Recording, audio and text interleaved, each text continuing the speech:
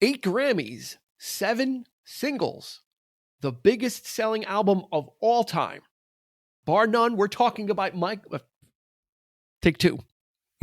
For those on YouTube, you're going to leave this. It's going to be, you're going to see everything. But for everybody in the podcast, we're going to do Take Two now. 8 Grammys, 7 singles, the biggest selling album of all time, bar none.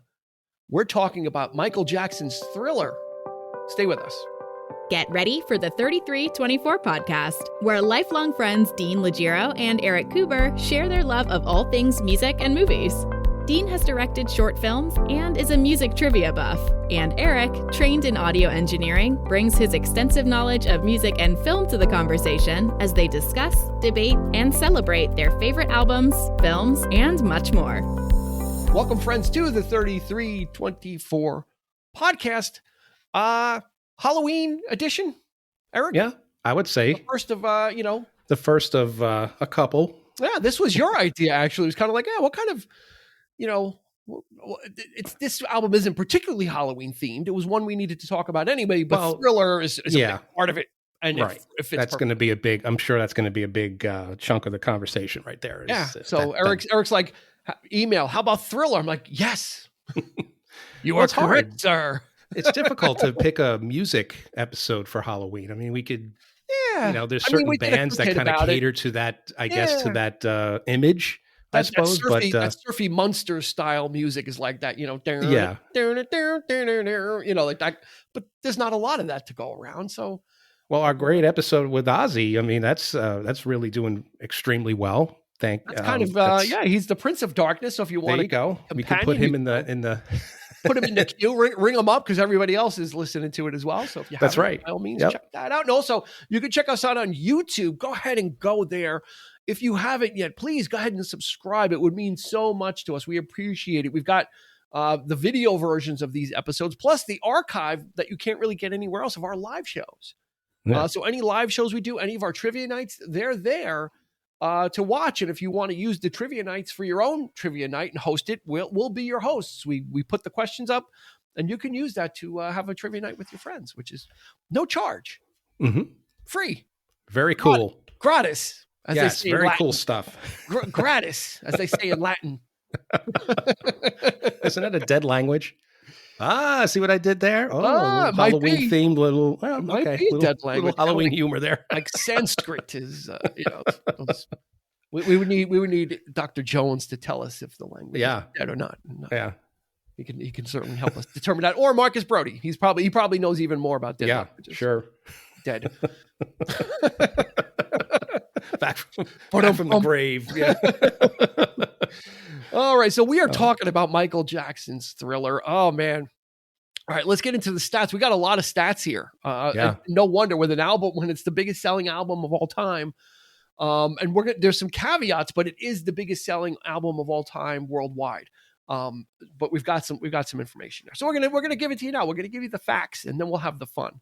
Released November of 1982. This was produced by Quincy Jones and Michael Jackson.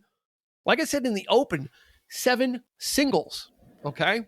In order, Monster. The Girl Is Mine was the first single. Oddly enough, The Girl Is Mine was the first single. Hit number 2. Yeah. How is that possible? I'll get to it.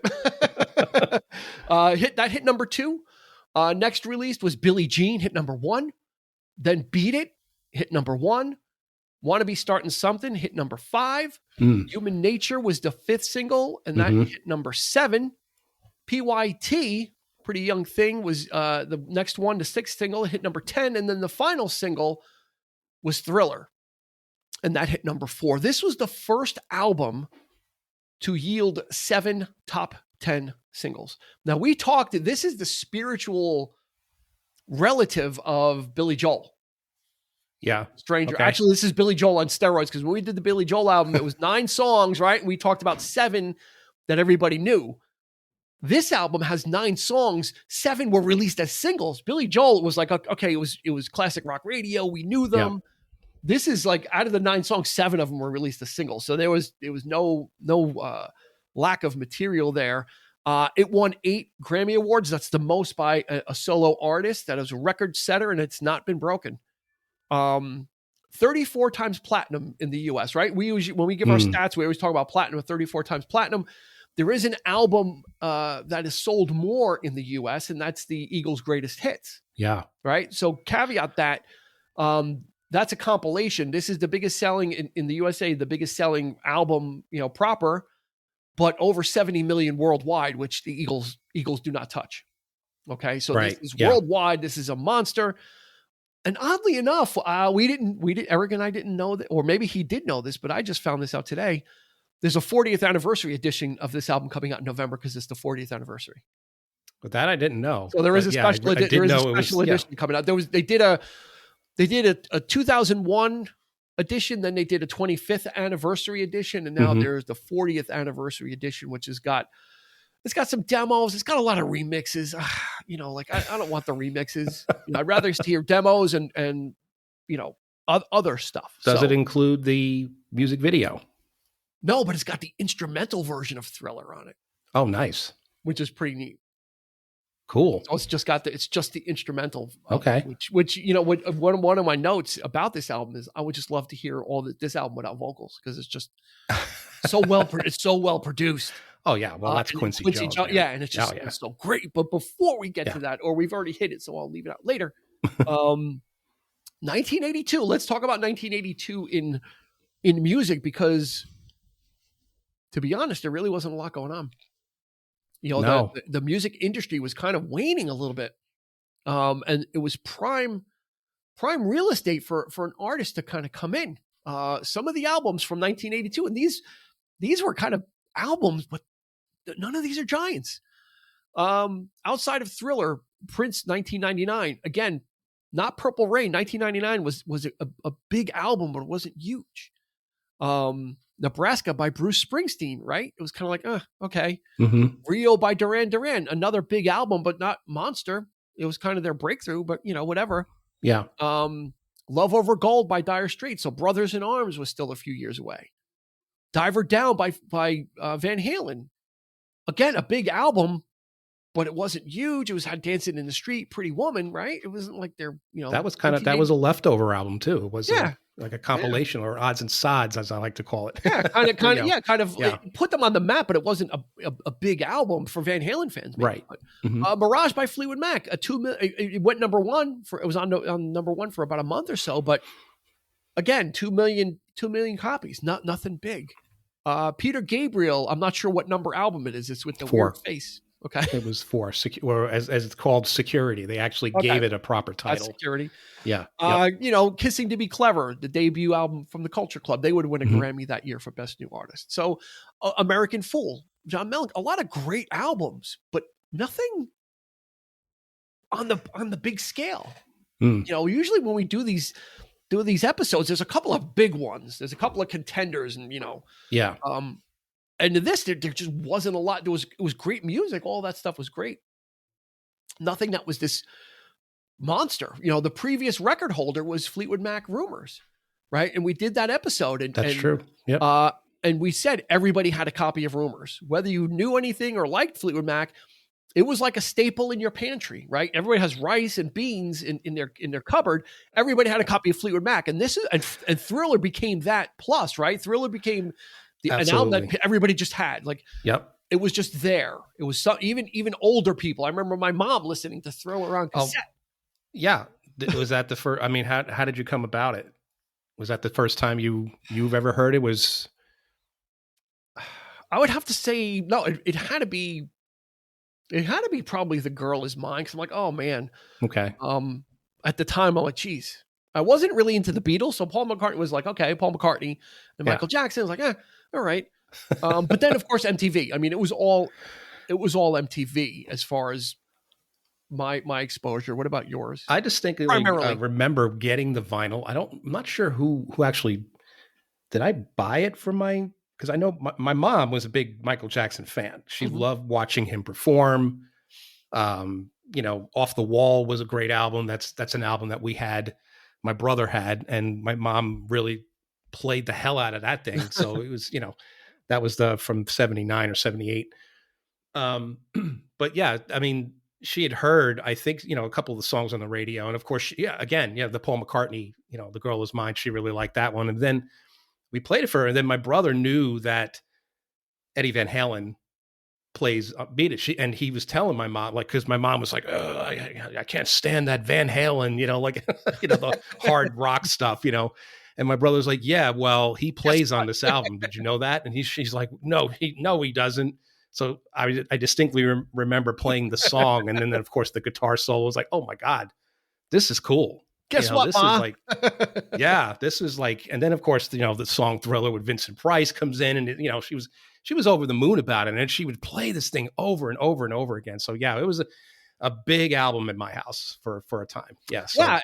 And I think when I just said in the beginning, I listed the first single, I said, The Girl Is Mine. You're like, oh God. Yeah. A lot of Michael Jackson fans felt the same thing. They're like, this is really pandering to a white audience. Like, where is the soul of Off the Wall, right? Yeah. Where is that disco funky stuff? We've got, Paul McCartney, who's like, at that point was like 40, so kind of over the hillish, although he's still going strong or stronger than ever. But at the time, it's like, oh, what is this? It's so sappy. And that whole ending piece doesn't really, I love the song now in listening to the album and revisiting, but the ending piece is still problematic just because it's so corny. I know when they're talking. Like, and he's 42 and he's 24 and they're talking about fighting over a woman. Like I told you, Michael. The girl, he's almost like a father scolding him, Well, I love when Michael hits the point home, and then Paul comes in with, I don't believe it. He takes the song out, that's the best part of that is when that whole thing ends. And you almost think it's Michael Jackson, the way Michael Jackson says the last word, and then the singing phrasing starts. That's right. And it's so seamless. It almost seems like Michael Jackson said that last thing. Like, you keep dreaming, and then it almost seems like he sings like, I don't believe, but it's McCartney.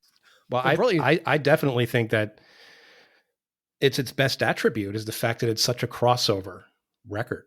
It has all these elements to it. You do have the R&B there. It is there. There's enough of it to please the, It just wasn't there at the outset. The problem was, the first single is like, well, what?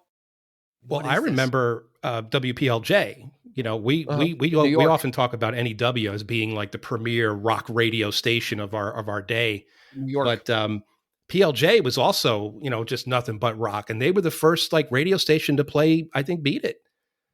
And that was it. I mean, ever since then, PLJ became like a top 40 type station, not too long after that. It was like they're playing all the hits, and they completely changed their format. I don't know if Thriller is directly responsible, but I think that's the direction. It might have. Because I think other people were doing it as well, like this sort of crossover type stuff. Yeah. McCartney had set the blueprint already, because he, on Tug of War, he had done Ebony and Ivory. With Stevie Wonder, yeah. Stevie Wonder. Mm-hmm. Here's the thing. That song Say with Michael Jackson and McCartney. Yeah. Would come out later on McCartney's Pipes of Peace. They actually recorded Say a year before The Girl Is Mine. I'm not surprised. They recorded that first a year before, and they just never did anything with it because it was going to go on McCartney's album. And then they got together and did The Girl.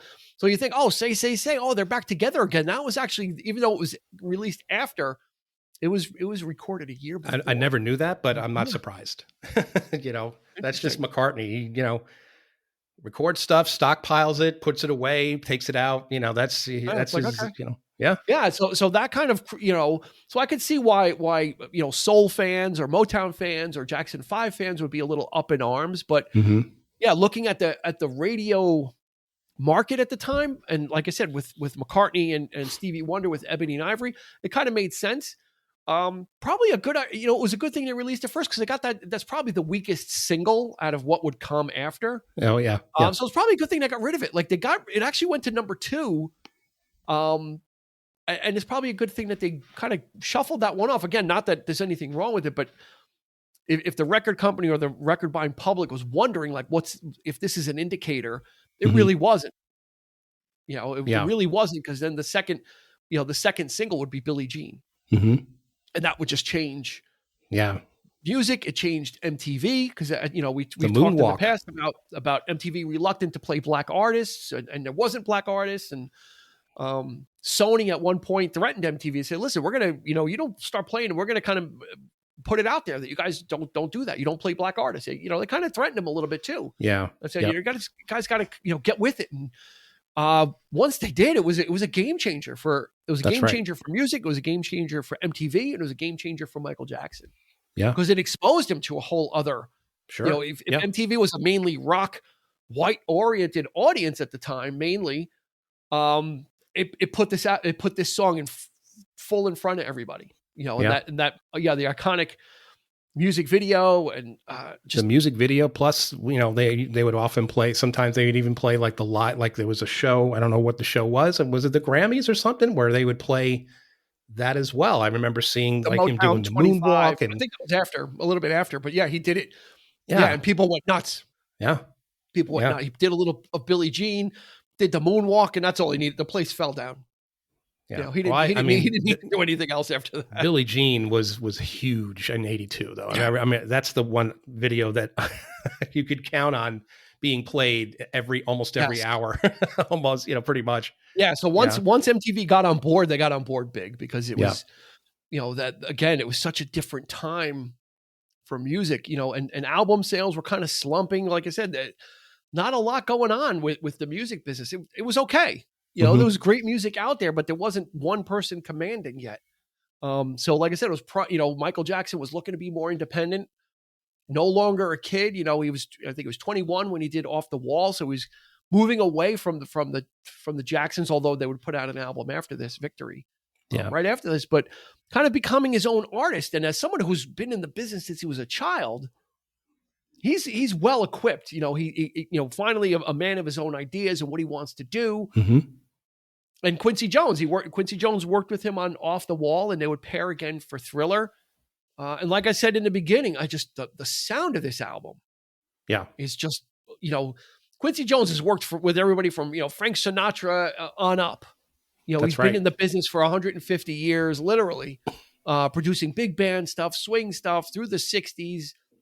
His own stuff. Jazz artist himself. Jazz artist, pop artist. He would release songs under his own name, but have other singers sing it. Kind of sing it, like James Ingram, who's on this album as well.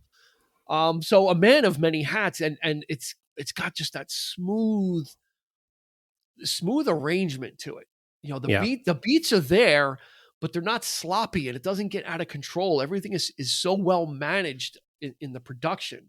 Right. That, like I said, I would love to hear this whole album just without any vocals, just to hear the instrumentation. And you've got a lot of members from Toto figure prominently into this album as well.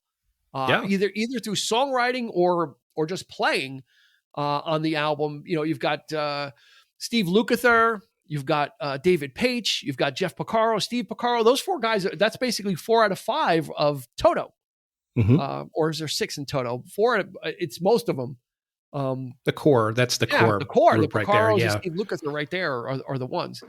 And then, like I said, you got Eddie Van Halen. So you've got these, and then you've got, soul and funk artists as well in this too. So using these different genre artists and kind of bringing them together, Greg Phillinganes, and he played with Clapton, right? Eventually. Yeah. Mm-hmm. So, and then of course, Janet LaToya Jackson would be on it, James Ingram, so you got soul singers. It's just it sounds like it will be a hot mess, but it's really not.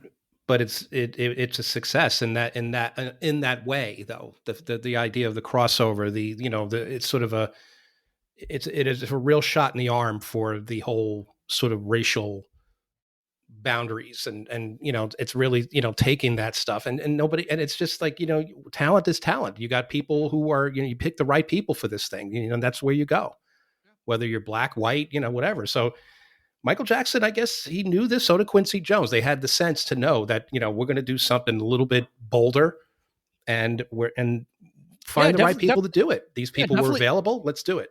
So that's the key right there. And also moving away from disco, 79 Off the Wall was definitely disco tinged, and disco was done. So it's like, okay, what's the next thing then? We got to move, by 82 it was decidedly over. So disco was definitely a thing of the past. So it's like, okay, what do we do? So they essentially make in effect, they make an album that is somewhat undefinable. because it's just so eclectic in that sense, and that's what's so brilliant about it. That's why it's lingered, and it has appealed to such a mass audience. I think. I think so. I think so, because you're absolutely right, and it's easy to listen to. And again, you pretty much know almost every song, and that was we talked about it in our INXS Kick episode. INXS's stated goal was to make every song as good enough to be a single, and this was the same thing. Michael Jackson said, "I don't want why are there songs on albums that are B-sides? Like, what is the point of that? Like, what are you not giving not giving your best, or what is it? So I want to make an album where every song's an A-side, and guess what? 7 out of 9. Yeah, pretty much. Yep. 7 out of 9 ain't too shabby. No. For having such a lofty goal, it's great to have those lofty goals. Like INXS had it, and they had pretty good success with it, and the rest of their album was really good as well. This is pretty much mission accomplished. I mean, it was just one after the other, and the album was number 1. It dropped off. It was number 1 again. It was the biggest selling album because it came out so late in '82, but in '83 and '84, it was the biggest selling album for 2 years. That's just the wake that it left behind it. That there were other number 1 albums, obviously, but as far as sales going, this thing was just a juggernaut. Yeah, it wouldn't stop. Those, the single, the last single, Thriller, was released in November of '83. So almost like a full year after the album came out, they were still releasing it. And Thriller would be the pinnacle, probably because of the music video, which I remember that. I remember, on MTV, they were really promoting the shit out of the world premiere of Thriller, directed by John Landis, American Werewolf in London, and this big thing. I remember I was home for it. I remember watching, it used to be a big thing when those world premiere videos would come on. And I was home I remember being home for that. And watching it. And it was like, again, taking the music video form and making it into something. And it wasn't a 2-3 minute video, was it? It was a 15-minute film. It was essentially a short film, which was brilliant. I mean, it was the biggest thing I had ever seen on MTV. So as far as ambitious. The cinematic aspect of it was just so wow. Yeah, because you got a feature film director involved. Like that's right. Like normally these music videos were directed by music video directors, like guys that can knock this stuff out quick and get it done, and that's their thing. But we got John Landis, who at the time was a bigger name than he is now. Does he even make films anymore, John Landis? I'm not sure, but American Werewolf was huge. Yeah, and this was heavily inspired by film, and he was such a fan that of course Michael Jackson, as we all know how, quirky he was, and he had his, definitely another side to him that was just somewhat strange. Yeah, or fantasy. He would exhibit these strange things, but he was really into that kind of stuff, and so that was the idea. That was the concept. Rick Baker did the effects for American Werewolf in London, and they got him to do and you could tell. It's straight out. His transformation is straight out of American Werewolf in London. And it was funny because he didn't want to do another, like when he said that, I want to change into a werewolf. He was like, no, I'm sick of werewolves. Well, so he changed him into a werecat, which was interesting. Sort of like a Black Panther type. So when he changed it, the idea was to kind of, I guess it was a callback to I Was a Teenage Werewolf with Michael Landon, the old film from the 50s. So to kind of have that look, but kind of look more like a cat, where it was like he looked cool. I liked his. I liked it. He had the gray mane. It was pretty neat. And the interesting thing about this music video too is the song is totally remixed. It is not in any order that resembles like when you listen to the song on the album. That's right. The song as it appears in the music video is not. It's chopped up. It's spliced. The Vincent Price thing is in the middle of the film. There's choruses in the beginning, but then no choruses at the end, and you don't hear the refrain, the chorus of Thriller until the very end of the video. Yeah. So not only are they taking the film making aspects of music video to another level, they're taking what they're doing with the music too and saying, well, we need to make this music fit what we want to do. So it's not like, we're just going to staple the music in here or whatever. It's like, no, we're going to move this around. We'll move the we'll move the verses, all the verses in the front. So it's kind of like a song, like a story that we're telling in the beginning. So then we could have a musical breakdown with all the great dancing, and then revisit the chorus at the very end. So it really was, when you sit there and think about it, there was a lot of thought that went into it. That's right. Not only that, but also scoring the thing, bringing Elmer Bernstein in because he had worked with Landis on his films, and actually there's a score to the music video, this sort of scary music that plays in the background, and then it cuts to the song. So it's brilliant. It's just really, really the level of detail. Can't go wrong with Vincent Price either. What's that? Can't go wrong with Vincent Price either. Yeah, I understand. What I think I read, he got this in two takes. So that's surprised. A pro. That's a pro. Of course. And he was up there at this point too. Yeah, he was 82. Yeah, he was still. He was getting up there. So I think he might have been around 70 or late 60s. But this is when Vincent Price was Vincent Price. You know what I mean? Yeah. Like this is the persona that they rot inside a corpse's shell, like very much like Nicholson or any of these these actors that we speak of. And he was trying. He used to try and get away. He wanted to get away from that, much like Leonard Nimoy. Like kind of wanted to I'm too, and then you embrace it. It's like well, bringing him in, and then of course Tim Burton bringing him in for Edward Scissorhands. So kind of putting him in those little roles where he's not really taking himself seriously, but he knows that that's some of the stuff that he did. So, but he does it to great effect. To have these little cameos is just that shows that people appreciate him. Like Tim Burton loves it. Why would you get anybody else? Right? I mean, he's a master. Exactly. If he's available and he's able, why not do it? That's right. This album just was hitting on so many different levels, and that was the thing. Is like you said, something for if you like the funk, there's plenty of it. Mm-hmm. If you wanted to get that rock person in there, you like you said, you kind of highlight. Oh, Eddie Van Halen is on this album for "Beat It," which was another groundbreaking video too, with the choreography and the West Side Story inspired kind of storyline. And I was watching the video. I was watching the videos today, and I noticed the weird. It's weird, and it doesn't. I don't think it means anything, but in "Beat It." Like all the gang members are kind of coming together in the beginning, and a guy crawls out of a manhole cover. Like one of the gang members comes out of a manhole cover. Yeah. In Thriller, all the zombies are kind of coming out of the graves, and one zombie comes out of a manhole cover as well. Is that supposed to be the guy from Beat It that got like kind of Walking Dead? Like, what? I watched them back to back, and I'm like, wait, it's like there's another guy coming out of a manhole cover. That's probably true. It's probably a callback to that. I don't know. It was because it's so weird. Like when do gang members come out of manhole? Like what is he doing down there? Why is he in the sewer? Why is he in there? Yeah. And how did you get the manhole cover off anyway? Yeah.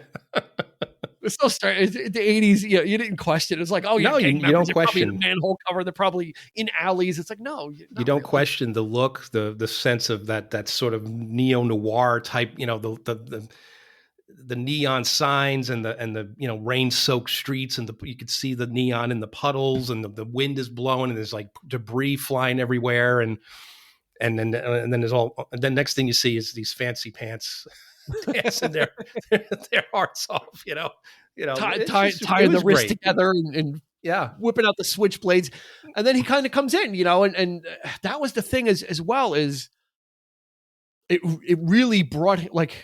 Because of the music video format and the popularity of the album, people started to also realize that he's a really good dancer, and he helped choreograph all the stuff, didn't do it himself, but was he able to execute that stuff in a way that was particular to him, that like the dance in Thriller has been, flash mobbed and honored and copied.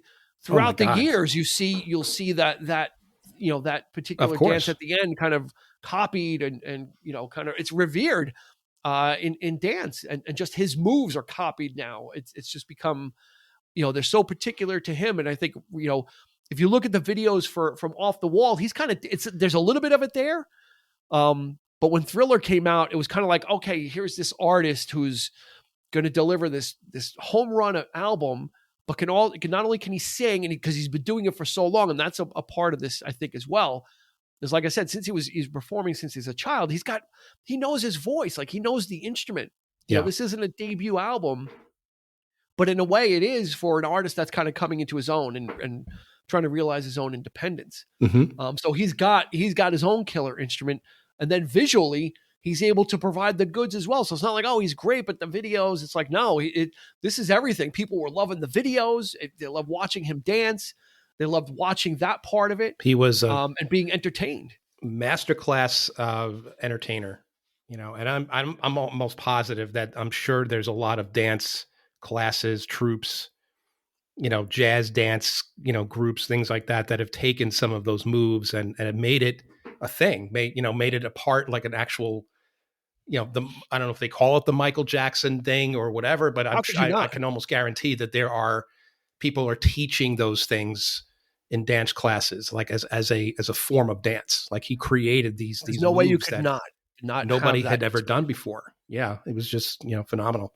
Agreed. So yeah, there's no way that you could not have that inspiration and have that that be part of the whole package or part of the influence. And that's the thing. It's like that's what was the appeal. It's like, I don't care who you are, the guy was entertaining. I've heard people who are so deeply into metal, even our friend Andy, who we have on quite often, who was a huge fan of this album and huge fan of Michael Jackson. And just, he could tell you that the music video, the album was one of the most influential, one of the albums that's sort of the coming of age albums that we like to talk about, as we do this podcast. But that was one of the formidable albums of his youth, and it's got to be for all of us as well, whether we like to admit it or not. We might not have been big fans maybe then. Maybe we didn't want to admit that we were huge Michael Jackson fans back in the day because we were kind of in our own thing. But I mean, come on, you can't help but look at this stuff and say, this stuff is just groundbreaking. It's timeless. It's, even today I could still watch it and be totally entertained by it and just feel that stuff again. And and admittedly, like, I'll full disclosure. Yeah. I was a little miffed at the time because I was just getting big into Fleetwood Mac. Yeah. And they were my favorite group. And then, they have the biggest selling album of all time. Yeah. That's one of my favorite bands. They're number one. And then Michael Jackson comes out, just destroys, just lays waste to the charts, lays waste to all those artists. And it was a little bit of a bitter pill to swallow, but you can't dispute it. I mean, a few years later, Prince would do the same thing. And Prince was another force to be reckoned with. I'm sure we'll probably talk about him at some point, but it's just, I wish I could have appreciated him then, because the guy was just an absolute genius. I mean, a musician, man, it's just, and again, maybe it's that off-putting stuff that we watch these music videos. Perhaps they were maybe a little too, I don't know, weird or flamboyant or whatever you want to call, whatever you want to say. It's just like, maybe we didn't appreciate the art of it at the time or something. I don't know. I can't really say, but Michael Jackson, on the other hand, was easier to swallow, an easier pill to swallow, certainly. But it was just, man, I think of Beat It, and I think of Billie Jean, and I can still see those images in my head right now. I don't even need to watch the video. Okay, because I could see it in my head. I could see those floor panels lighting up as he's walking across, and the cat, running across the thing, and it was so ingrained in society. Mm-hmm. It was, like I said in the beginning, it was everywhere. It was a staple product that parents could listen to, that younger kids could listen to, that, like I said, people that were kids with Michael Jackson, maybe during the Motown era, could pick up on this. And radio certainly loved the shit out of it. And just, like I said, 7 singles out of 9, you're not going to go wrong with it. And you couldn't, right. I don't think you could deny it. You couldn't get away from it, even if you wanted to. So there's something for that too. It's kind of like, maybe if it was a lesser album, you might not have been exposed to it as much and been like, but I'm sure it turned some fans around of maybe hearing this stuff so much that, like, I know most of it, or let me check it out, or it's not really that bad. Or like I said, like when Thriller came out, all of a sudden everybody was at home to watch the premiere, no matter who you were. It was like a big event. Right. And it was, this, short film type thing, and nobody knew what it was going to be. So he was just creating this buzz around him, and people just were just wanting more. And the album, the thing is, the album was able to deliver it. That's the key. I'm not going to, I'd be lying if I said at some point the album became such a monster that I was just, you kind of get tired of it. You kind of get tired. And then that's when you turn around and say, you know what? The old stuff was better. I liked him in the Jackson 5. That was the time, like, it was, cool to say that. Oh yeah. Thriller. Yeah. Everybody loves Thriller. It's right. Everybody loves Thriller, but check this stuff out. Check out Off the Wall. Check out, the Jackson 5. Like that was me. I mean, I do that a lot, because it was great stuff. The truth is it was great then too. Like he was fantastic as a kid. Watching that stuff too was a lot of fun, but just maturing into what he ultimately became was just this artist.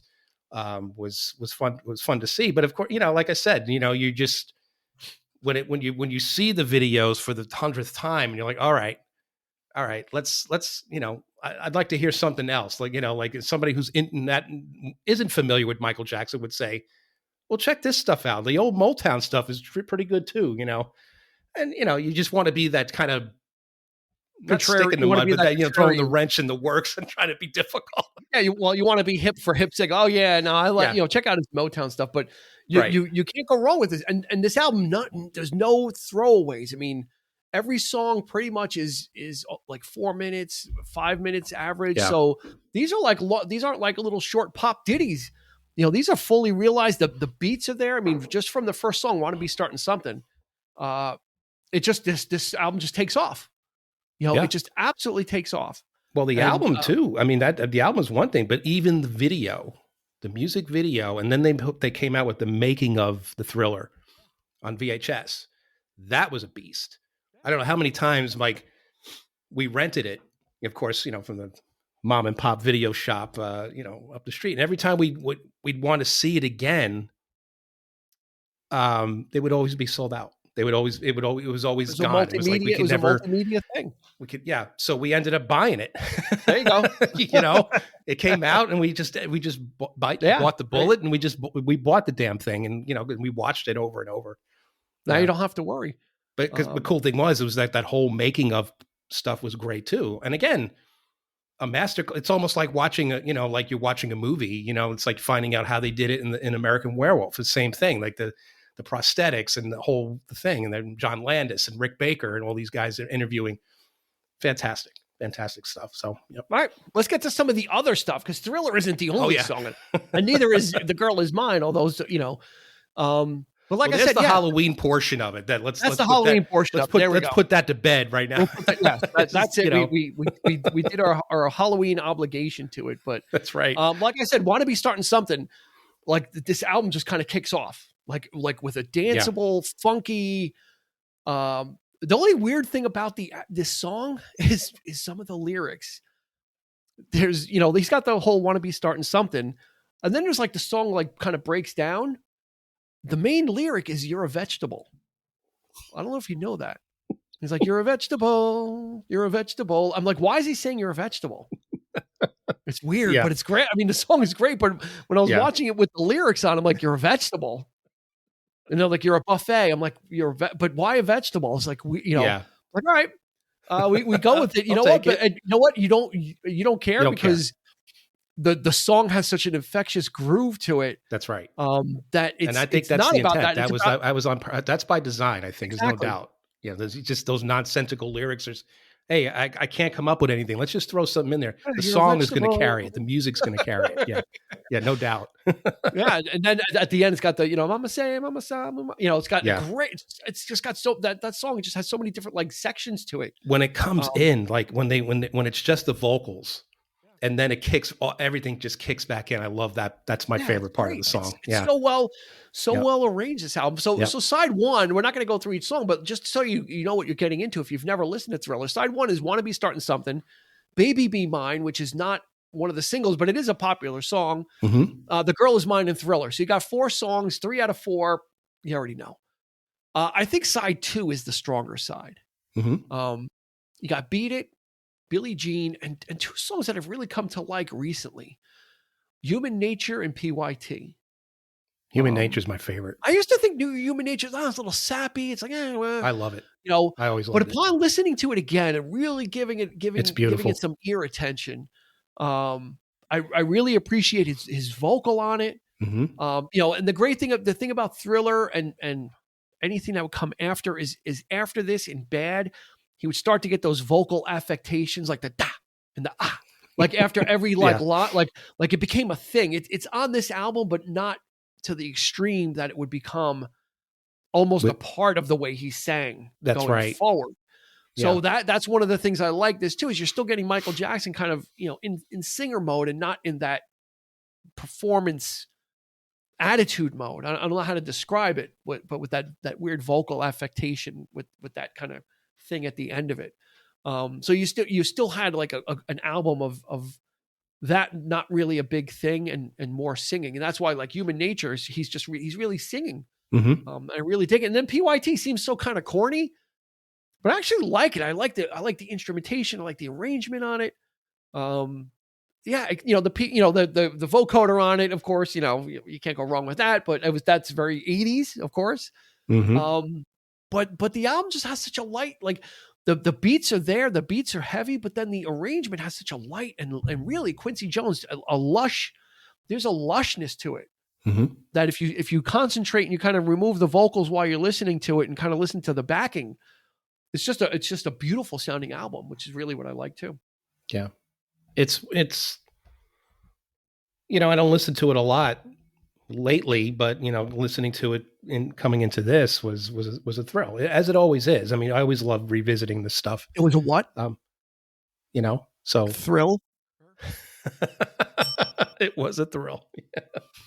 But yeah, you know, it's a masterclass of studio production, and you got to give that to Jones. You got to give it, you know, he was a formidable talent in terms of producer, you know, extraordinaire. So yeah, and I think a great guide for Michael Jackson in the beginning to kind of get him to you know, kind of get familiar with that type of stuff, with studios, production, arranging. Well, Off the Wall was a formidable album too. Yeah. Don't forget. I mean, that was a pretty, you know, obviously not half as popular as Thriller, but a lot of great stuff on that one as well.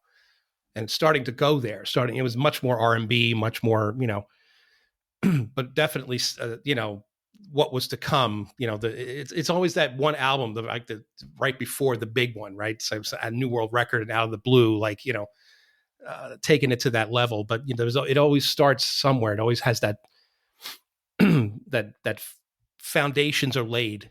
Yeah, the original, and then the next thing is like you gotta beat that. So yeah, this is definitely and people, you know, Bad would be the follow up. I don't know, 3, 4, or 5 years later. A lot of reviewers actually said Bad is better in the long run. They're like in the long run, when all is said and done, Bad is a bolder statement. It's a better album. I'm not sure. I mean, it's really great. It's very slick. Which is different than this album. Is not very slick. It's well produced, which is different. But you know, and he worked with Quincy Jones on that as well. But it's got a different feel to it. Bad is more. I think it's more intimate. I think this has a little bit more of an intimate feel to it. Sure. Bad is a little bit more. I think Bad was a step very, very strongly in the Prince direction, where it was. There's a lot of rock. There's a lot of like, you know, guitar riffs and that kind of thing. It was more steep. It was, you know, you think of like, you know, just some of like a lot of those guitar riffs that is a much more grittier album. Not gritty, but polished, but yeah, like you say, bolder, harder edged. And I think it was, I think, I don't know if he was trying to compete with Prince at the time or whatever. I don't know, but I think that's what I get out of it is a step in that direction of a much more sort of rock sort of fusion thing going on, or even kind of like a, you know, like a callback to the old Funkadelic stuff where it was like, there was a lot of rock guitar in that stuff. There was some heavy electric guitar and some like Hendrix and like sort of, you know, type stuff being done, you know, and I think that was kind of a step in that direction where he was trying to go there a little bit. But who knows? I don't know. But I don't think it's a better album necessarily. At that point, I was kind of like, yeah, Michael Jackson is like, yeah, he's big, he's huge, he's, so I kind of didn't really pay attention. The overexposure had started to settle in, and he was and this type of success changes you. You know, and that's what Bad was about too. A lot of, the song Leave Me Alone, and then he had started to people had started to kind of really invade his private life, and quirky, he wants to buy the Elephant Man's bones, and he sleeps in an oxygen chain, all this weird stuff, and then some of it more tawdry than others. Things change, right? And like you said, this album is kind of like the Innocents, right? Because they didn't know how big it was, much like, and here's the comparison, right? With Fleetwood Mac, Rumors, that was their biggest album. Their follow-up was decidedly different, right? The intent was, let's subvert the expectations. With Thriller, the intent was to do it bigger and better, right? So that's exactly what a record company wants. And that was no slouch. That did like 10 million copies. So Bad was certainly, if you compare Fleetwood, Rumors to Tusk, and you compare Thriller to Bad, Michael Jackson comes out on top as far as like sales and success comes. And again, as a successor to Thriller, a lot of the critics think it's strong, if not a better thing that led to Dangerous and a 3-album cycle that was like, they think is his best work. So, well, I spoke of like being undefinable. I mean, Bad to me is even more undefinable. What is it? Songs like Man in the Mirror, what exactly is that? Is it pop? Is it R&B? I don't know. Gospel-y. It's a lot of it. It's got a little bit of like all those elements. Like there's so much going on there. There's such a hybrid. Man, who's absorbing so much different stuff. And creating something new, So yeah. Yeah, and doing it on his own terms. I mean, that was the thing. As much as he was ridiculed and made fun of, impersonated, whatever it is, he just continued just to do whatever he wanted his own way. He didn't care. As much as his looks changed and people said stuff, he just continued to evolve and to change into what he felt, he needed to be, and the music kind of came along with him.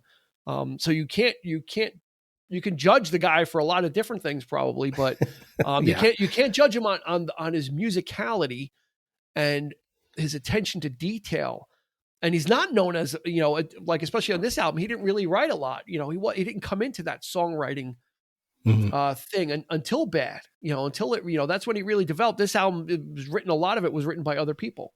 I think he but you would never know. You would never know it.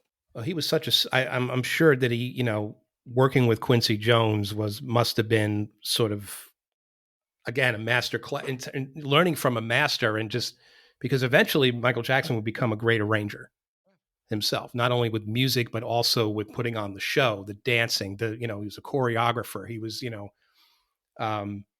his tours were, his talent just grew, exponentially as it went along. So along with his power, he was able to do more with it. Yeah.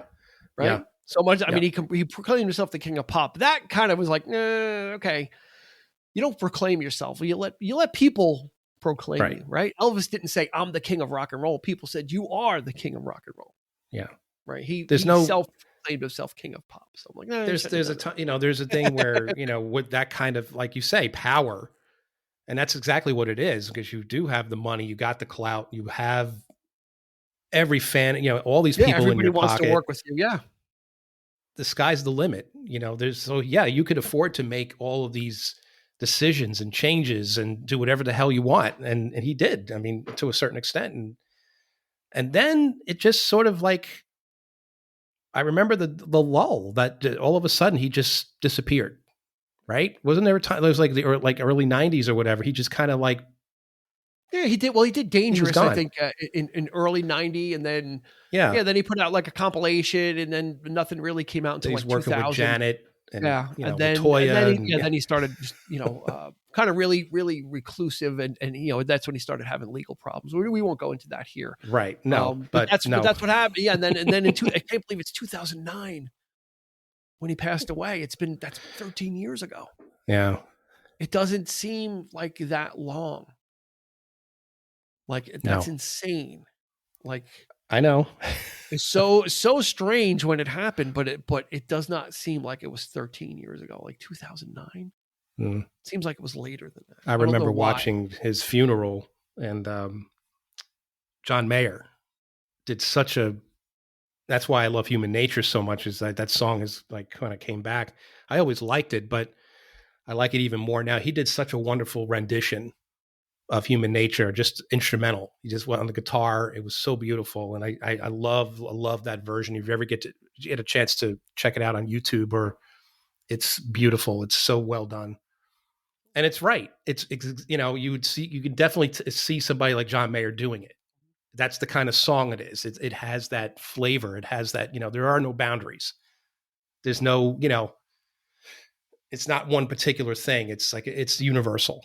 And that's great. That's what he brings to the table for me, is the universality of his stuff. It just, the racial boundaries are gone. And that's, it's unfortunate that there's still some of that happening, but it's like, I feel like it's sad that artists like him are sometimes are even chastised for it. I don't know, but it's just like, but he brought something to the table that was just, for a stretch in 82. This album tied society together. This was like the thing. Right. Like I said, everybody had to quote his own lyrics. It don't matter if you're black or white. Like, everybody had this thing. This was like an album that just transcended. That's right. Music. It transcended the industry. It transcended entertainment, because it was just it was bigger than the biggest album. Fleetwood Mac, Rumors was like, I think maybe 16 million copies or something like that. This is 34 million. It's big. Like, it's like, you can't fathom, unless you were there, how big this was and how big he became overnight. He just, so you can't be ready for that. You think you are. And like I said, he's been in the business since he was a kid, not on this level though. And especially by yourself, when you're with the Jackson 5, you're with your brothers, there might be some insulation there, but now this is just you.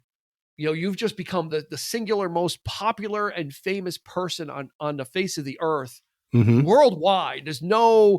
This wasn't like, oh, this is a local thing. Oh, big in Japan. It's like even in Japan, he's probably even bigger. Everywhere. People just go ape for him and nuts. It's just crazy.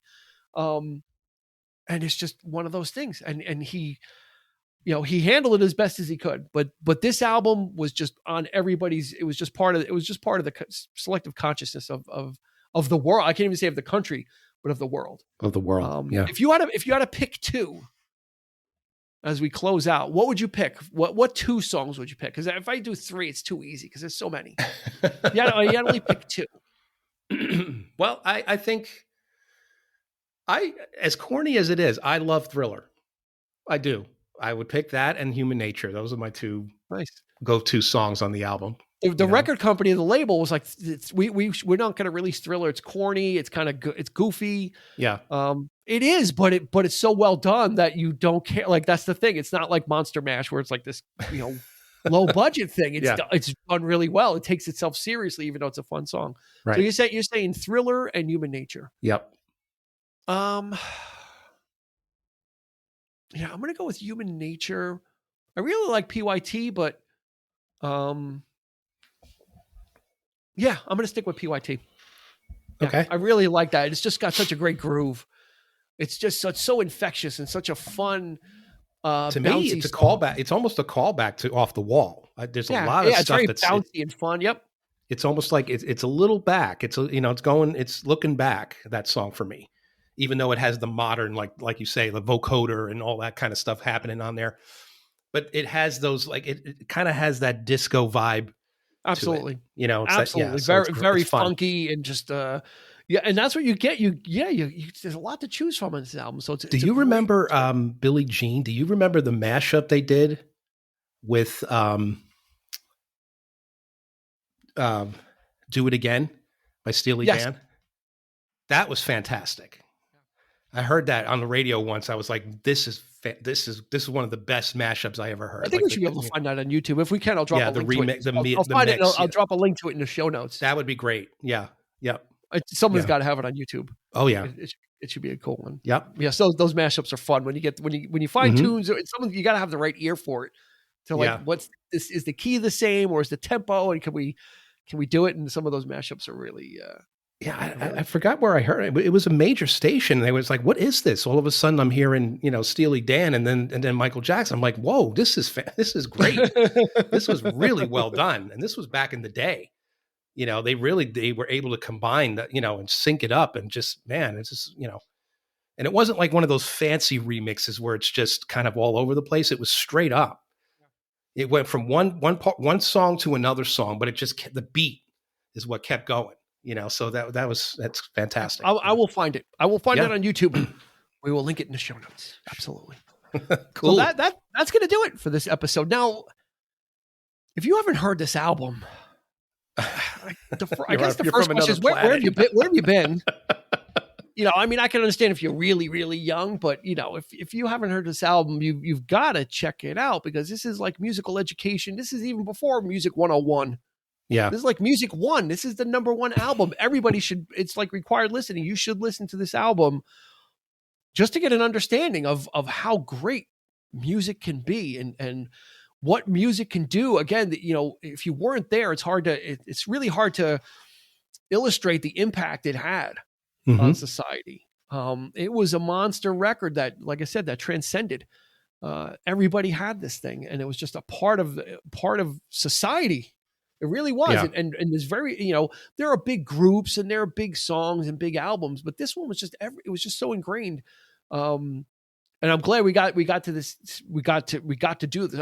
We were going to do it eventually, but it ties in with Halloween because of Thriller. So that's a nice add-on for October.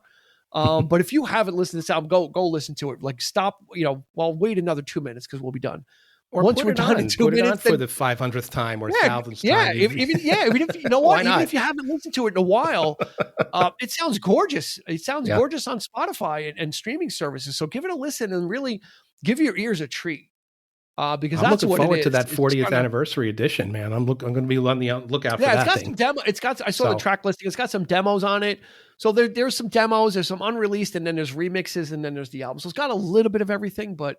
If they recorded 30 tracks for this album, by the way, they worked on 30 tracks and whittled it down to 9. So there was a lot of material that was there. And imagine what, track 30 that didn't make it.